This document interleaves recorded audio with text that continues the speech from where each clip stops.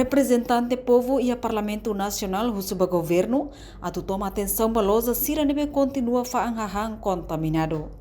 Deputada Cirilizia Faria dos Santos satu assunto e a plenária Parlamento Nacional terça-feira lorong hito fulan janeiro tina rihurua rono loresing lima. Representante povo haktuir hahang nebe contaminado ho formalin tuir pesquisa acadêmico sirenian atingi 1% ruano loresing. Também ne husuba Ministério Saúde ho aifaeza tem que tomar atenção balosa no mercado sira nebe continua faanghahang contaminado formalin Ona ba informação da bem que corona tem acadêmico sira a pesquisa ona mahang bem afetado no formalin.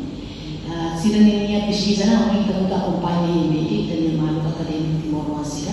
E formalin ne balo atinge to 20% ne não vida que e ita conhece kata que será que laboratório ne bem próprio para teste de pesquisa serviço ho estrangeiro e federal teste para e informação que me dará na agora nós hahasan nele ia formalin se hoje se família não o Ministério de Saúde incluídos alfa essa se deve para matar assunto favorita que considera que mais que por ano centro de pesquisa manga publicado e custou Hatamba preocupação vice-ministro assunto parlamentar.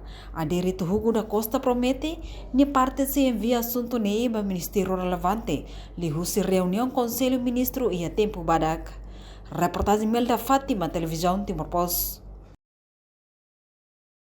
Janela informação ba emogoto.